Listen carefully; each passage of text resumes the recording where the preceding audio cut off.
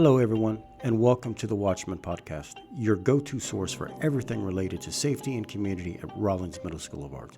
And I am your host, Deputy Slusher. And I am here to shine a spotlight on the vibrant art showcases, thrilling sporting events, captivating performances of our amazing school and students. So join us as we celebrate creativity, foster connections, and build a stronger community together. Whether you're a student, parent, or passionate supporter of the arts, there is something here for everyone. So let's dive in and explore the heartbeat of Rollins Middle School.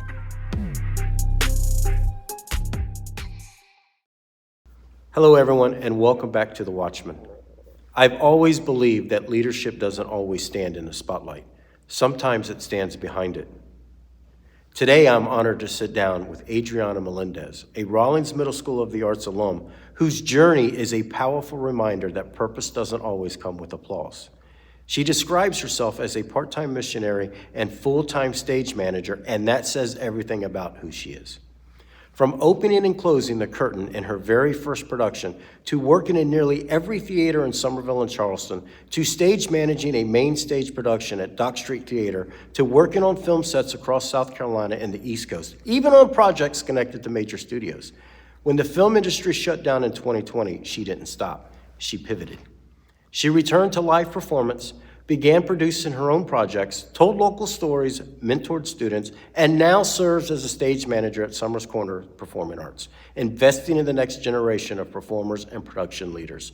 This conversation is about service, it's about resilience, it's about calling, and it's about the power of the people behind the scenes. Let's get into it. Adriana, thank you so much for being here today with me on The Watchman. I'm so excited to dive into your journey, some of the things that you've done, and where it all started. That's really exciting to me. So what does the phrase part-time missionary, full-time stage manager mean to you? Well, first of all, I want to thank you for having me on The Watchman. I'm not very often, and we'll get into it very often, in the front of the lights. I'm usually in the shadow. Correct. We're literally bringing out of the shadow into the light in this moment. And part-time full-time stage manager, part-time missionary, to me is one of my job and one is my passion. So my job is I'm a stage manager. I'm a stage manager here at the Summers Corner Performing Arts Center. I've been a stage manager since I was in high school. I've worked in film and theater. I'm always in the background, and I love it. That's my job. That's how I've been able to see so many things, go so many places. But my passion is ministry, is mission work. And what's been cool is how the two have come together. My passion and my job have collided so many times in a positive way, have come together, have joined, where I've been able to do film, theater in the US and internationally, and do my passion and my job and tell stories and help theater or stories or people's just talent come to life as I am traveling and sharing about my faith, sharing about how God's way is the best way, and how when we make art as Christians, and I really believe this, as we make art as Christians, it should be the best art. So one things that I struggle with is when I see art made by Christians, whether it's theater, dance, music, anything, and they're kind of just putting something together. And my thought, like, you have the most important message, the most valuable information, the most beautiful relationship, and just kind of like putting something together. I want everything I do, whether it is for mission work or not mission work, just my job, to be at its best because of who I represent. Well, I can tell you, like, from looking at you from in the spotlight to watching you behind the spotlight, it's inspiring. Just here with the Watchman stuff, I never knew all that went into making the magic happen. But just watching your involvement, how you engage with our students here at Rollins, and how you engage with the venues that come in to make it right, and to talk about your faith, and to have discussions about your faith. It's very, very inspiring, and it's a nice story, and I'm so glad that you're Yeah. here. You know, I really, really am. Why did behind the scenes work speak to you more than being on stage? Yes. Well, I went to Rawlings. I was a vocal corps. You are an alum of Rawlings. And I am, and I loved it. I thought I was walking into the movie Fame. And it was just the most amazing experience that I got to sing every day. I got to make friends. I got to have all these amazing experiences. But if you also notice something about a choir, it's a group thing. Right. I never went for the solo. I never went out in front. And I learned while I was at Rawlings that there was another position that was even more a part of the group, but just allowed me to do my own thing and never have to be in the front. And at the time, I had a friend, just an incredible vocalist, incredible singer, and she wanted to audition for the musical. And this was my best friend in middle school. And I was like, I do not want to audition for the musical. I don't want lines. I don't want to memorize things. I don't want to be out on the stage and where the lights and where everyone can look at me. I like the choir. Right. And I talked to the teacher who had this after-school musical program going on, and she said, well, you can audition to pull the curtain. I was like, what? Now, I think she thought that if I started singing or Right. something for the audition. So you didn't sing while you were... No, I actually auditioned, but I wrote on the paper, I want to be backstage. They might have thought they were about to find a secret talent. No, I really was not anything unique, but I wanted to be a part of Right. the whole production. Well, it was a production that needed the curtain to be open and closed, and that's it. How symbolic was that to you? I got to see everything from the wings. Right. I got to have the full experience of being a part of the group, being something important. I mean, it kind of sounds silly, So a lot but of like people the don't start of the realize show. how important opening and closing a curtain can be. Yeah, I mean, the dramatic ending and then the curtain closes. Right. Like, I learned timing, but I got to see everything from the wings. And that has been my story. Right. And so I've been to several different countries filming. But to back up for that started here at Rollins Middle School, didn't it? Yeah. That's where it all started. It all started at Rawlings. Wow. Experiencing storytelling and life from the wings allowed me to help but not be the center of attention, which is Right. exactly where I want to be always. Always. So how did Rollins Middle School of the Arts help shape your direction? It was everything. I mean, truly, going to Rawlings, being a student at Rawlings was and is everything to me. And to be able to come back is just a full circle moment. I can't Right. even, I couldn't write that story myself. How was it to come back to Rollins now as a stage manager for the Summers Corner Performing Arts Center? How was it to sit back now and say, wow, this is where it started, and now look at me now, mentoring our youth, about leadership.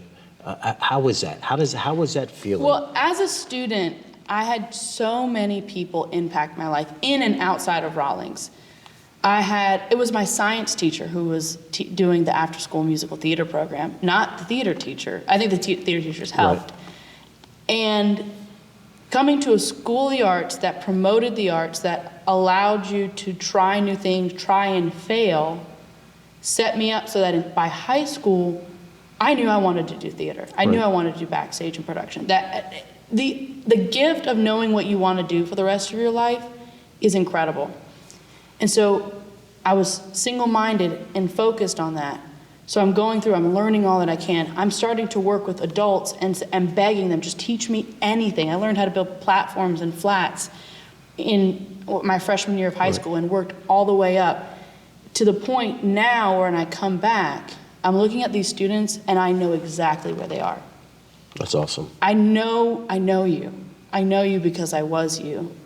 I don't think that's grammatically correct, but I'm in theater. That's all right. So I know you because I am you. And seeing these students struggle, wonder, fail, grow. That's exactly what I was allowed to do. Right.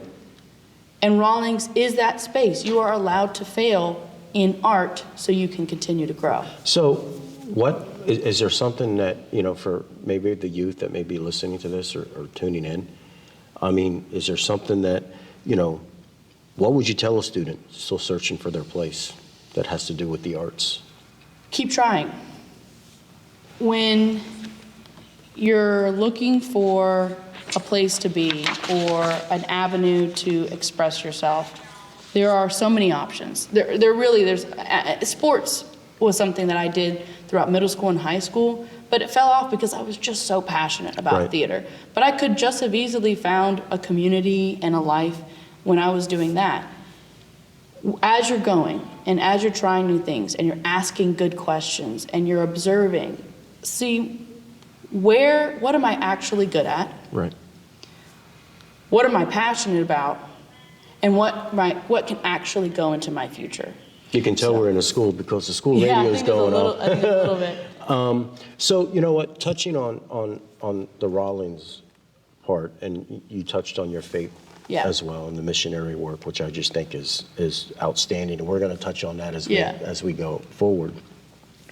But what lessons from serving in a church booth guide you today? Well, I have a pretty unique story because while I was doing stuff at Rawlings, I was also doing stuff at my church. The church has audio, has lights, has all these kinds of things. I had all these opportunities, but there was also a wall. So all of these guys, these older guys, they knew exactly the way they wanted to do stuff. They didn't want anyone new. They didn't really want any bubbly energy, and I was coming in. And so as I wanted to do more in the booth, they kind of discouraged me from touching and learning Set in stuff. their ways. And I said, okay, well, I'll just go over to the local theater and I'll learn everything they're willing to teach me. And they were willing to teach me everything because it was free labor. I was literally just a volunteer. I mean, I crawled. Free labor is good sometimes. I crawled under stages. I got messy. I got sweaty. I got dirty. I learned all this stuff. And so when I actually came back many years later and I got to be in a leadership role at my church in the booth, the first thing I did was I opened the door and I propped it. This stays open. If someone wants to come in here and learn, that's what we're going to do. 100%. 100%. If there's a kid who wants to come in here and ask a million questions, we're gonna listen and we're gonna answer the questions. And I see you doing that here at the Performing Arts Center with the Rawlings students. It ruffled some feathers, but it also changed who felt like they could be a part. And so I now have students that were learning, but also adults in their 50s and 60s who actually told me, I'll never be able to do this. I'll never be able to learn this. I said, yes, you can. I promise you, you can. How has your faith shaped your leadership style? If Rawlings was everything, my faith was more than infinite. Right. I struggled a lot in high school, and I think every high schooler does. So Trying to find your place. Not a unique story, but I really had a path for myself that I wrote for myself. And actually, God gave me an opportunity to go to Tanzania, East Africa, on my very first international mission trip as a 17-year-old. Wow. I love traveling. I love doing a bunch of different stuff. So I said, sure, absolutely. Right. In this setting, I got to witness and be a part with people who loved God so much that they were willing to be cast out of their community. They were willing to be beaten. They were willing to be the lowest of the low in their social life, in their culture. But they had more joy than I had ever seen anyone have, ever. Right. And I stepped back, I said, the life that I've written for myself doesn't have joy. You can't make it for yourself. Correct. It's something that's a God-given thing. That's the life I wanted. So that's when I submitted. I said, God, you take over my life. This clearly has not been working. I have fun and I have things that I like, but I don't have any joy. Right. I'm having way more stress over what I'm going to do next rather than living a life that's hands open. Gave my life to Christ, and this is where that missions and media came together. So I came back home, and the life that I wrote for myself was entirely theater. Mm-hmm. I thought, well, there are some systems that I put in place that are going to be really hard to break with this new life I want to live. Right. So I kind of pivoted and went into film. Thankfully, Trident had an associate's degree in film and technology. I said, okay, I'm not going to waste my time here. I'm going to try something new. I'm going to go get a degree. I'm going to work in this industry, see what happens. Maybe I go back. Maybe I try something else. I don't know. I just didn't want to waste time and be standing still. Ended up loving it. And this was film, right? This was film and television. And all of my skills that I had learned up until that point. I mean, I was stage managing at theaters downtown Charleston. I was working with different productions that were coming in and out of, North Charleston PAC or whatever. All those skills translated beautifully into film. And then I learned new skills. And what I didn't know at the time is that my future position here at the Performing Arts Center was going to combine all of those life experiences, live performance, music, film, television, audio, podcast, broadcasting. Everything was going to pull together to be here. And if I'm not mistaken, that film took you through the whole state of South Carolina and up and down the East Coast. Oh yeah. Working with some big producers. I mean, at 17 years old, 18 years old, I was already starting to work. And when you start so young and you just do the best, here's the thing, I always tell students, like, have a good attitude and you'll always be hired back. Right. That, I had some skill, I didn't have a lot, but I had a good attitude. People just kept hiring me. And what would happen was, I would be in school or I'd be doing classes, I'd get a phone call that said, hey, I've got a week worth of work in Charleston. And I didn't know what I was gonna do. I didn't know where position or what production. I'd walk in and all of a sudden I'm like, oh, this is for a Bravo show. Or I'd walk in like, this is for HBO. Or this is for Nickelodeon. I mentioned to you that I got a call and says, we got 2 weeks of a shoot.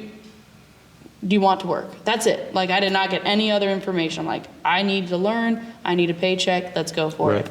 Ended up being a Nickelodeon, like, short form content for their show. But at a young age, at 17 years old, how did that shape your confidence? Working with some big, I mean, it's not like, your local corner. I mean, there's some big name, HBO, Nickelodeon, Bravo, there's some big names. I mean, how did that shape your confidence to say, wow, look at me? Well, it ebbs and flows because in a moment you think, yeah, I deserve this position. I've worked really hard. Like, of course I should be on season 1 of a brand new show on Netflix or HBO or whatever. Like, of course. Then, and I try to choose humility now more than it gets chosen for me, you mess up. You say something wrong. You get the wrong piece of gear that your camera operator asked you for. And you realize that I am not only a little fish in a big pond, but I have so much to learn. Right. And even to this moment, I have so much more to learn. It was exciting to be a part of productions that had like money behind it, that could feed me and could have the best gear, and I got to have my hands on gear that I never would have because I don't personally have that kind of funds. But it was also really humbling to work with someone who's been in the industry for 50 years and has the best way to set up a camera or a microphone. I mean, I saw people that were measuring distance of microphone to like the millimeter so that it would be perfect and correct. That precision also meant longevity. And that's something that I learned. But it's humbling to work with professionals. Oh, I'm sure. I look back when I was 17 years old. I don't know 17, 18-year-olds around some of these the film industry. Like I probably would be like, oh, I think I want to get back in my car and go somewhere else to stay in my lane. So that's just truly inspiring to have that that confidence to go in on HBO and Bravo and Nickelodeon and be like, you know what, I got this, and I'm gonna. And it started at Rawlings. It did, and I'm going to tell you something. I do think Rawlings kids can have be a little overconfident because we auditioned for a school and got in. You get humbled, but I love it. I think that what it came back to every day. I mean, I remember it'd be 5 a.m. I'm driving to a location that I've never been to for a film that I'm not quite sure about. I don't really know anything about it. And I would get so nervous. I'm like, why am I doing this? Like, this is the dumbest thing. I could just get a real job. But then I remembered I love it. Like, I really love it. And I can see the passion. Like, just in talking and seeing you, daily through the grind, I see the passion. And you can't make that up. Like you either have it or you don't. And it's so nice to see somebody that's so embedded and so passionate about what they do. And our youth see that, especially here at Rollins. And I'm gonna, speaking of Rollins, I want to say that you and I have had conversations of you wanting to get together some sort of club. Like a film club, like you wanted to, like maybe students after hours or after school, like students that may be interested in the behind the scenes work where all the magic happens. None of this happens with me and you if it's not for the leaders behind the scene. So I know you've mentioned that. Can you talk on that a little bit? On So just personally, before I started working for the school district, I volunteered at Somerville High School specifically and taught production. While they were working on their play or their musical, I would come in a little bit before Tech Week and have a group of little ragtag kids. And I remember probably about 5 years ago, I had all freshmen that had no idea what was going on, but they were just really excited to be a part. And I had to teach them things like you have to wear all black when you're backstage so we don't see you. And they were like, they just things that were very basic. And I worked with these students to the point where they're actually seniors teaching sophomores and freshmen, juniors and seniors, teaching the lower classmen, okay, you have to wear this when you come in. This is how you operate a spotlight. This is how you change lights. This is how you put spike tape for a piece of furniture. That I did just as a volunteer. When I came here as an employee of Dorchester District 2, I'm like, okay, how much more can I do that in an official capacity? Now, I've already spoken to the Wave TV, or not Wave TV is Somerville High School, but the Rawlings media. Each school has a media type course, or this usually the yearbook group or club or class. And I have spoken to those teachers. And I'm just going to start simple by coming into the classroom for a specialty. Maybe it's lighting, maybe it's filming or framing or editing, and start there to see who's actually passionate about it. But also, we here at the Summers Corner Performing Arts Center, we're a part of the co-op program. So that's high schoolers who have their IGP. They meet with their counselors and say, I have some type of interest in media, technology, theater, film, something along that nature.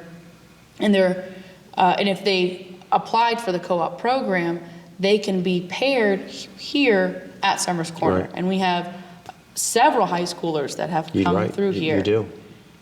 And they are learning real life production. I think it's great. Like I of course, behind the scenes stuff, and you watch TV and productions, and it's so. That's where the spotlight needs to be. We can sit up here in front of cameras and lights, but it's the people behind the scenes, and it's got to start somewhere.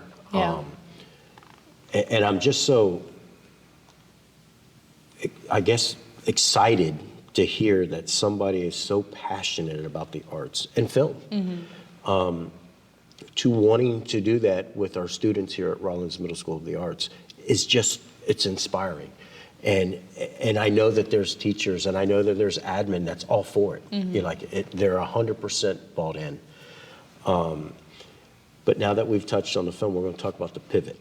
Okay, yeah. When to pivot.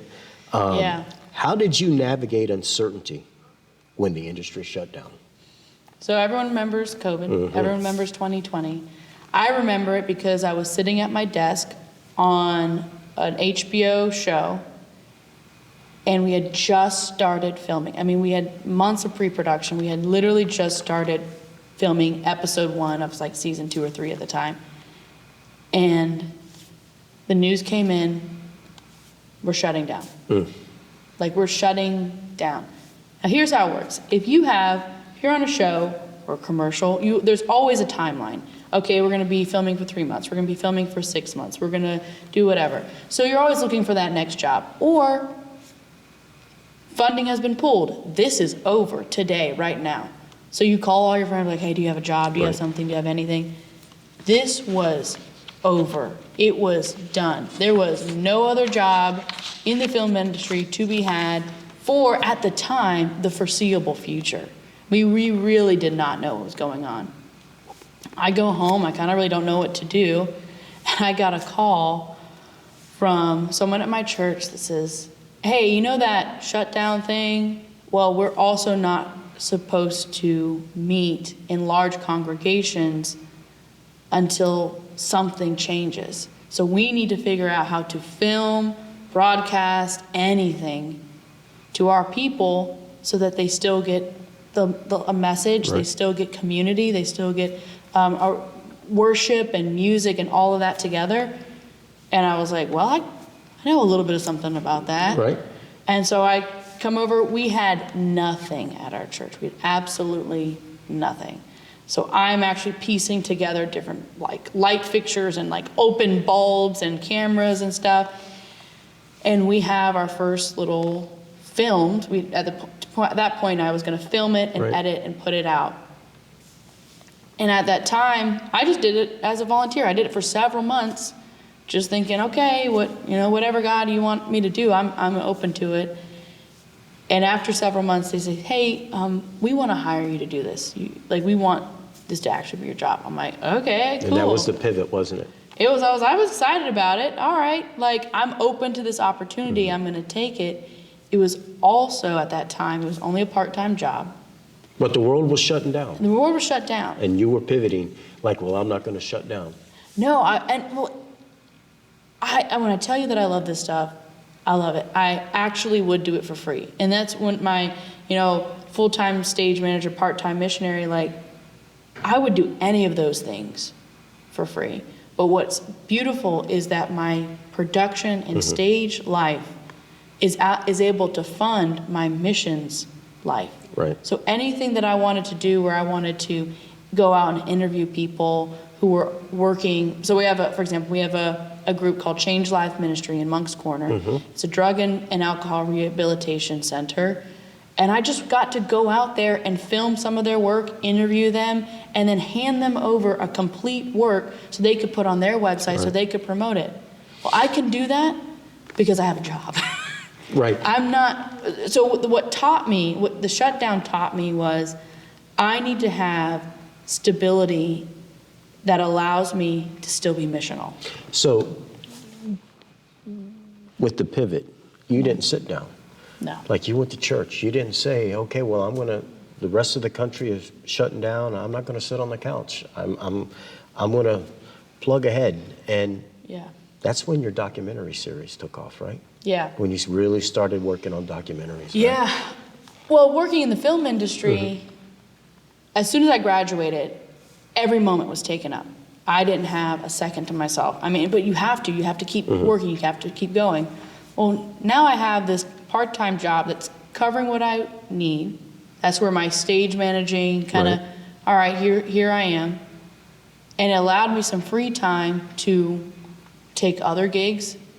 It also allowed me freedom to say yes to the jobs that I really, really wanted.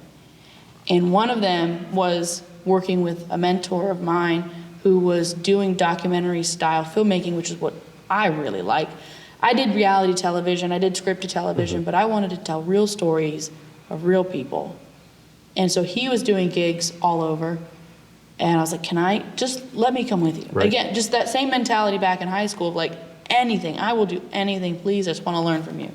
And so we're going around and we're filming for groups called like Songwriters, for Songwriting with Soldiers, where they pair soldiers with PTSD and actual real life songwriters.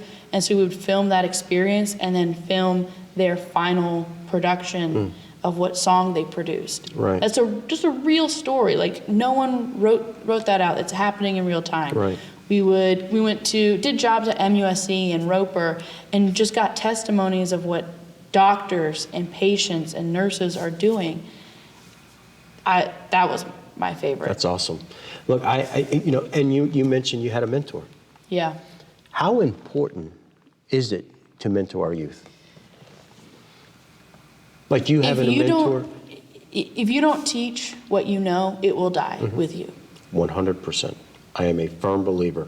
If you lock everything up inside of you, it's a complete waste of talent. And to be able to share that with our youth and to see the passion, because sometimes it's not just sharing your knowledge of something or anybody's knowledge of something. Sometimes it's, wow, this person is really like, they're going out of their way to really show me how passionate I can be in this industry. Because I do think sometimes that we may forget what does go on behind the scenes. Yeah. Like I may be on stage and I may play an instrument, or I may be a dancer, or whatever it may be. Or just an audience member. Right. We get so caught up on, I'm the spotlight because I'm out here dancing. But the behind the scenes with making the microphones are right, the sound checks are right, the lighting is right. There's so much more that goes on in a production than just getting on stage and playing my instrument or my dance that may be 3 or 4 minutes. I mean, a 3 or 4 minute dance could probably be an hour to 2 or 3 hours plus in setting that stage right for that 3-minute dance. You're absolutely right. And I just think it's so inspiring to sit here with you, somebody that should be in the spotlight more than the person sitting on the stage doing their show. Well, and we all have talents, we all have skills and ability, and this is mine. And there are those who dance and sing and they have worked their whole lives to get to that point. And I recognize that, meaning when I meet them where they are, even if a student's been working on a piece for a year, they have given a year to this piano performance or to this dance solo.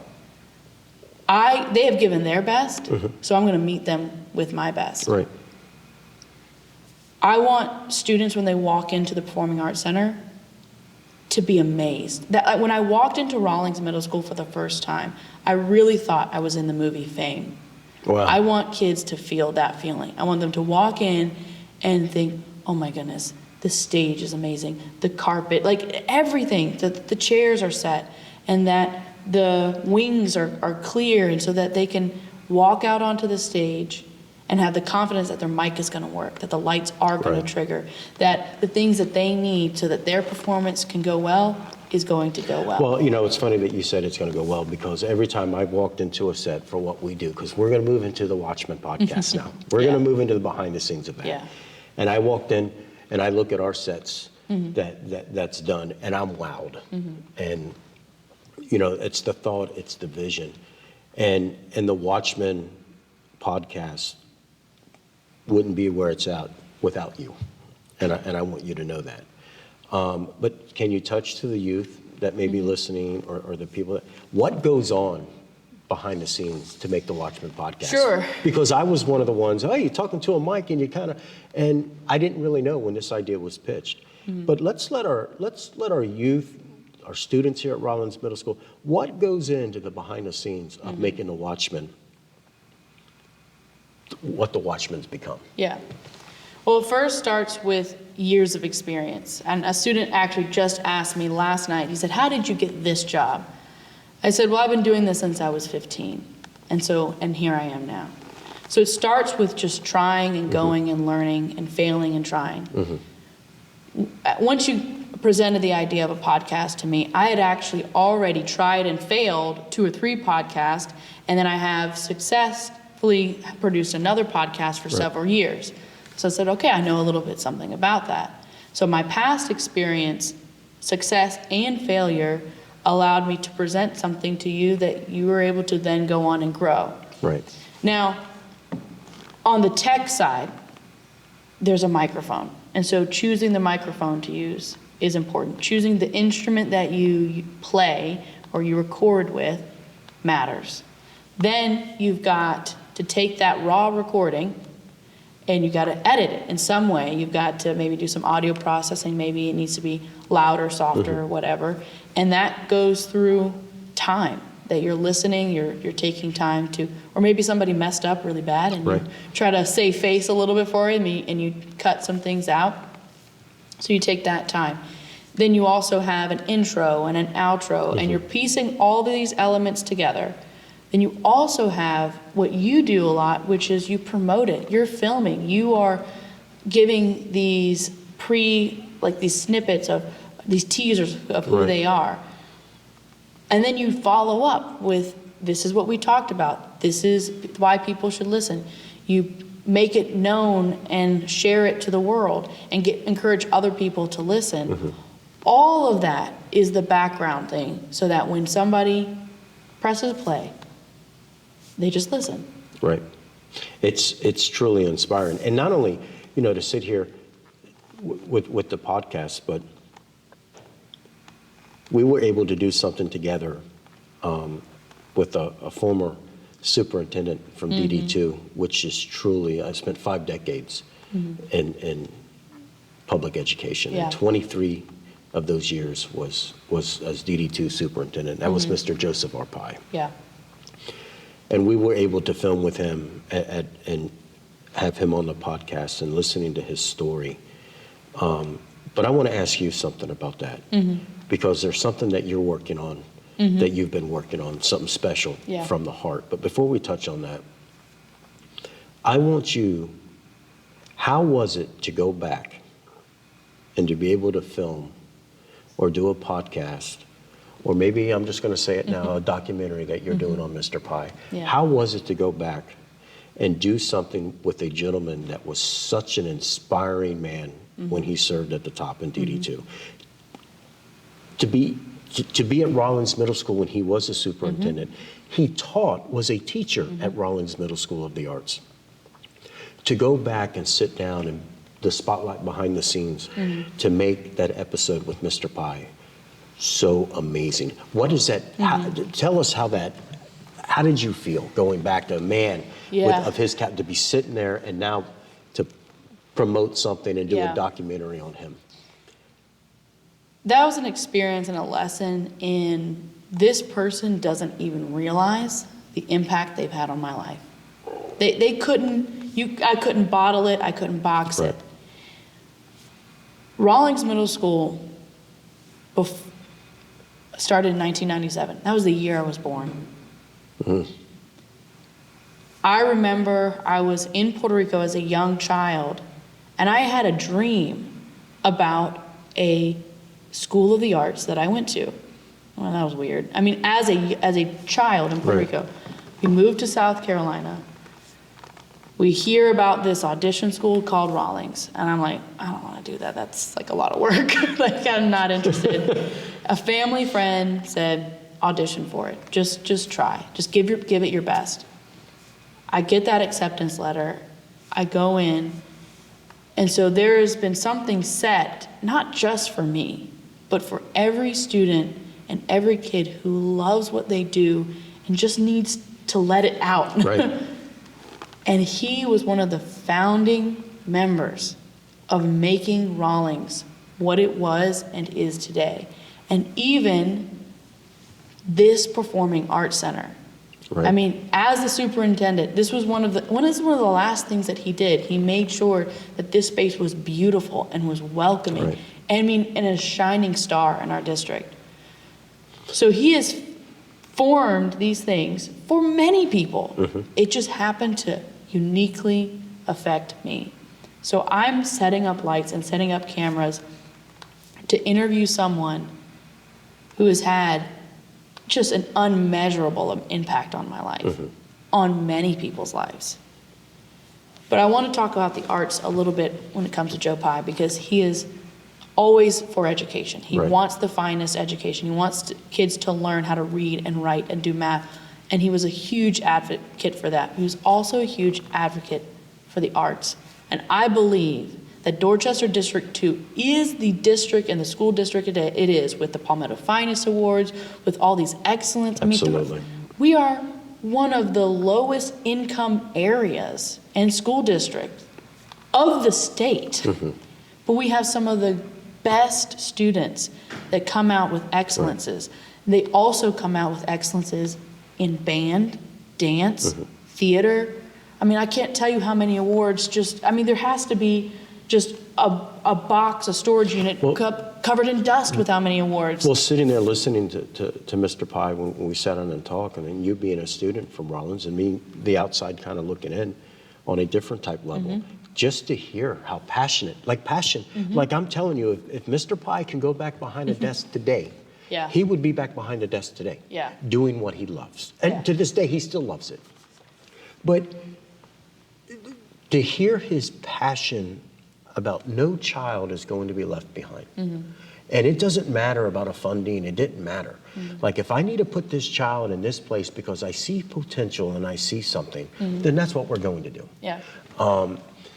But to hear his story about how he was with the arts, you know, I mean, you sitting back being a Rollins alum, and to hear how passionate that he was speaking about how he felt about the arts in Rollins Middle School. I mean, he loved, it was Rollins Middle School and Flowertown Elementary. Those were the two schools that he loved the most. And when he got into a leadership role, he was like, well, if it didn't happen, it didn't happen. I'll just go back to Rollins and Flowertown. I didn't really want it. But to sit back now as an adult, doing a documentary on him or a podcast interview, you heard more from a man. It kind of put, like a puzzle, it kind of put the pieces together, because you saw him when he was at the top. And he's been retired for some time. And now you saw him still just as passionate, and how you looked up to him and the impact he had on your life. How was it sitting there on that dock? Like, just listening to him,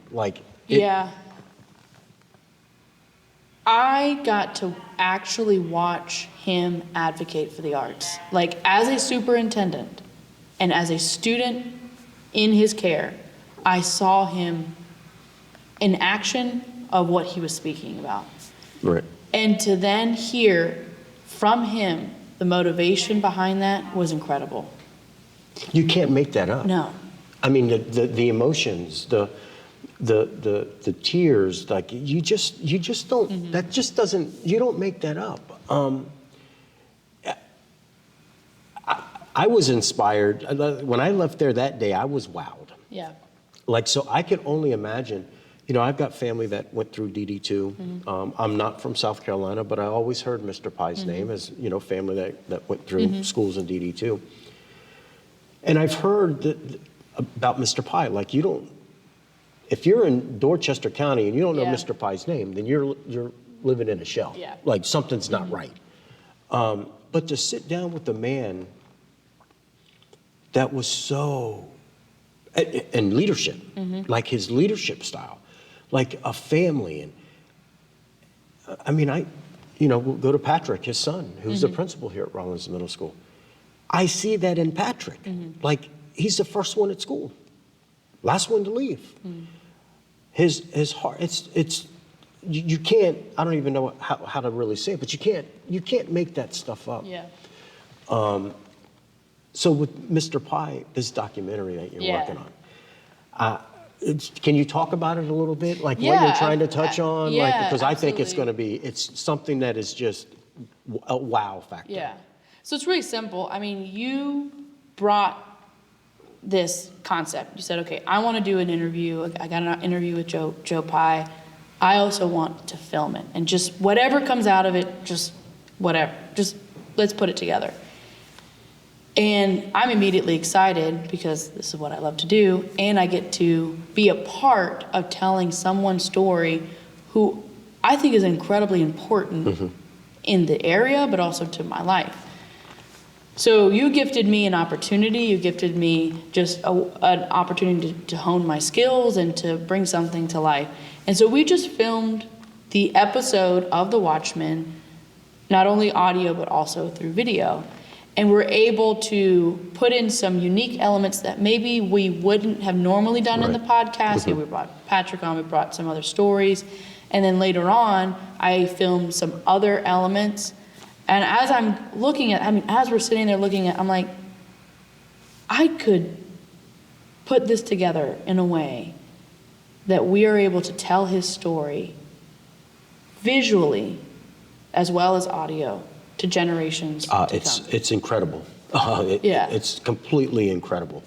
And I got to see a little clip. Yeah. I got to see a little snippet of it, and he's going to be blown away. Yeah. He is going to be blown away. Well, and the goal with this was, because we have the interview. The interview is, you had great questions. You walked him through amazing story moments.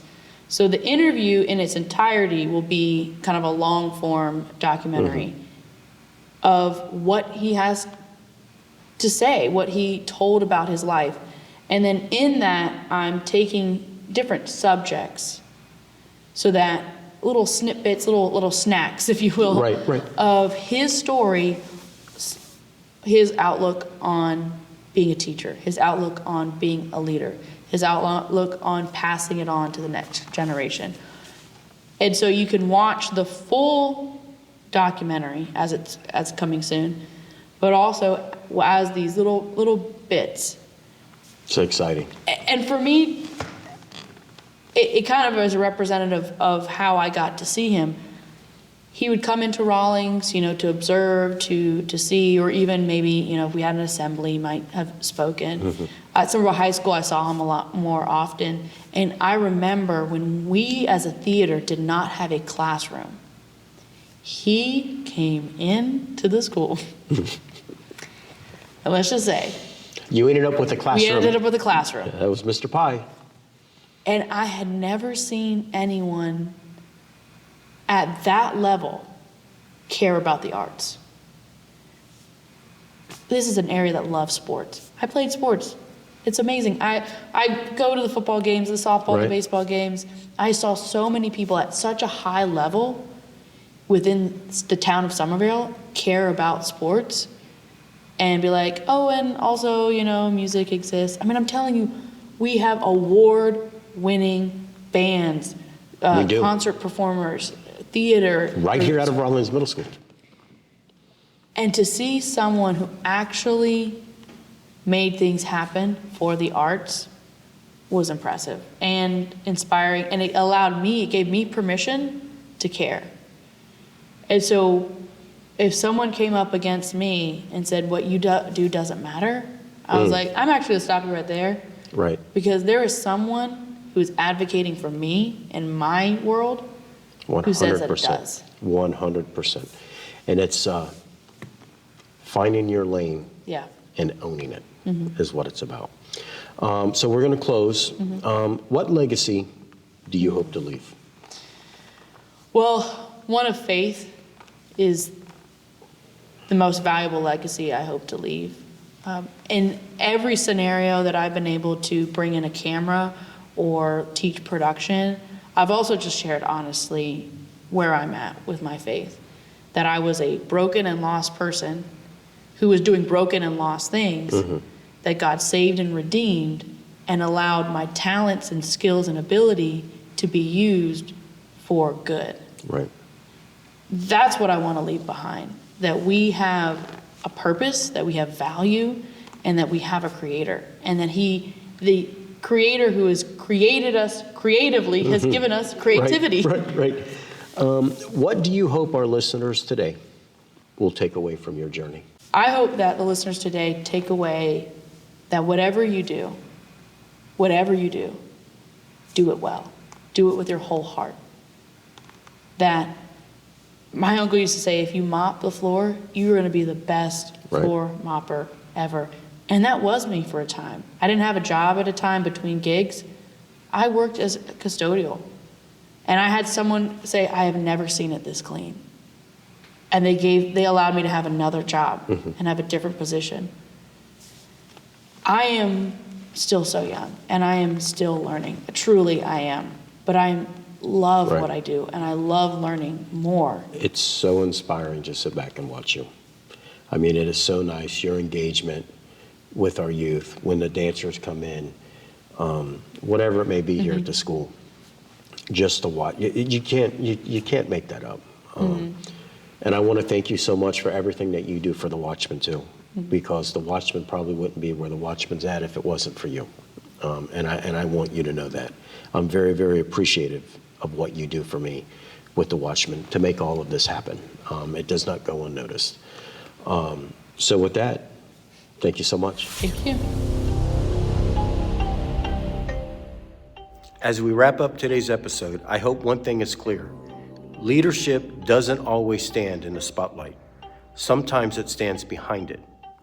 Today's conversation is a reminder that impact isn't measured by applause. It's measured by consistency, by service, by showing up when no one is watching.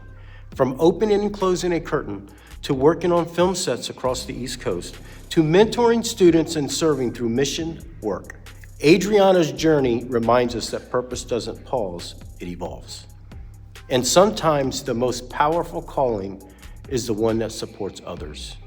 If you're listening and you feel called to something behind the scenes, something others may not fully understand. So until next time, take care.